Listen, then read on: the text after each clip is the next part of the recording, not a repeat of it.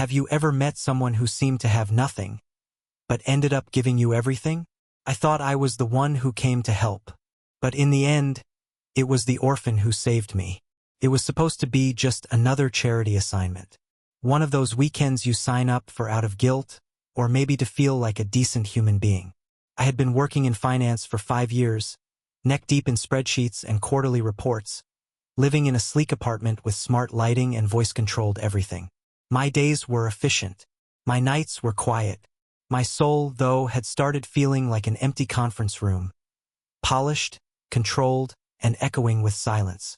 The city was waking up in slow motion that Saturday. It was early spring, but the air still carried the tail end of winter. The streets were wet with leftover rain, the kind that made everything look more tired. People passed with headphones in, eyes down, wrapped in coats like armor. I was one of them. I remember checking my phone twice before stepping inside the shelter. The walls were old and pale yellow, with cracks running like veins along the ceiling. The scent of something between cleaning fluid and old paper filled the air. It was quiet, save for the occasional murmur of children in the distance. Children who lived there. I was assigned to the study room. The staff told me I'd be helping with basic reading and homework. I nodded, still mentally half in my emails, half wondering what I'd order for dinner later. I didn't expect anything. I didn't plan on feeling anything. Then I met Liam. He was 10, maybe 11. Skinny frame, messy hair, a hoodie 2 sizes too big, and eyes that looked straight through you. Not the blank kind of stare, but the sort that made you feel like he'd already sized up your soul and was still deciding if it was worth his time. He didn't smile when we met. He didn't say thank you. He just looked at me and said, "Are you going to be fake nice or real?" That one sentence knocked the wind out of my lungs. I laughed awkwardly, unsure if he was joking. He wasn't.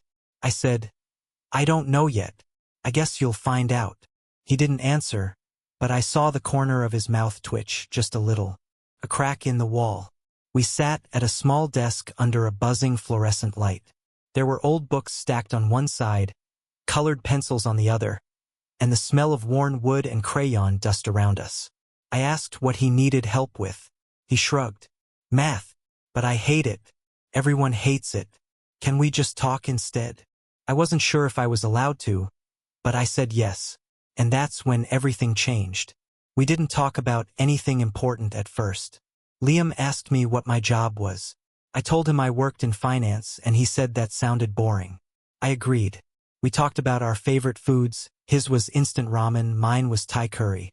He told me he once tried to make ramen using orange soda because there was no water at the shelter that night. He laughed while telling it. I didn't. Then the conversation took a turn. He asked, "Do you have parents?" I nodded. "Yeah. They live out in the suburbs."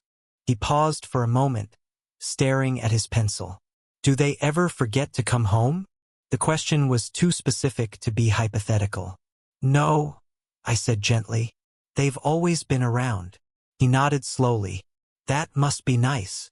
There was no bitterness in his voice, just quiet resignation, like someone who had accepted that some things just weren't meant for him. He didn't say it to make me feel guilty. He just said it the way someone might mention it's cloudy outside. Then he leaned in a little and said, "You know what I've learned living here? People who smile too much usually cry the hardest when no one's looking." I looked at him.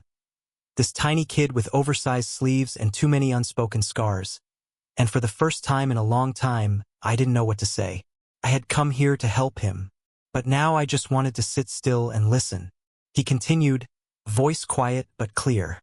"I don't remember my mom's face, but I remember her voice. She used to hum when she washed the dishes. I still hum that tune when I'm scared.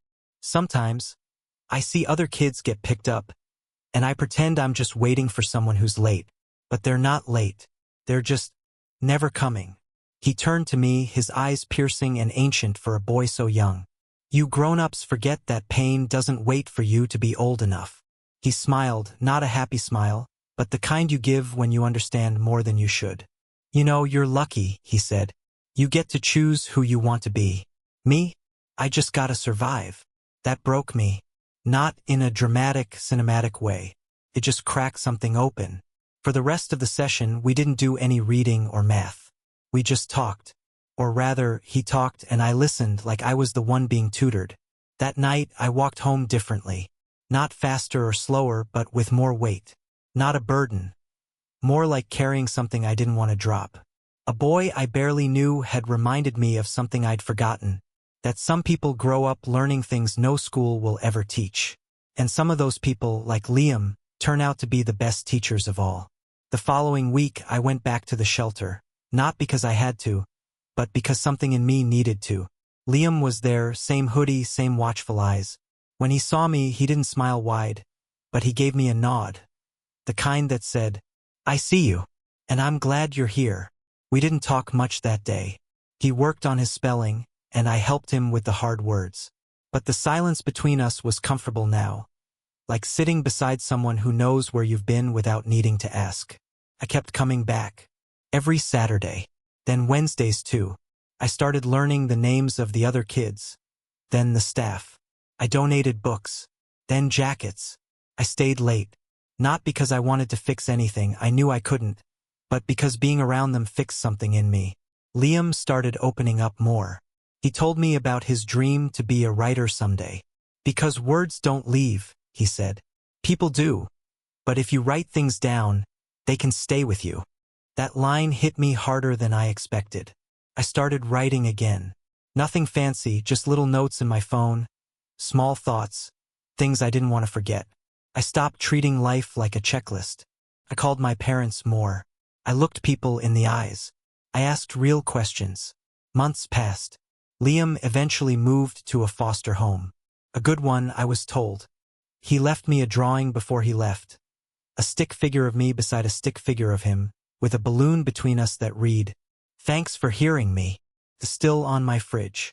Now, every time I see a child walk past me on the street, I think about Liam. I think about all the invisible battles kids fight before they even know how to explain what they're feeling.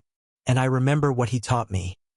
Not with lessons or lectures, but with honesty, humor, and raw, unfiltered truth. You don't need a degree to be wise. You don't need a house to be kind. And sometimes the smallest voices carry the loudest truths. I never saw him again. Maybe one day I will. Maybe not. But that one moment, that one child, he changed me. And if that hadn't happened, I wouldn't be here now, telling you this story.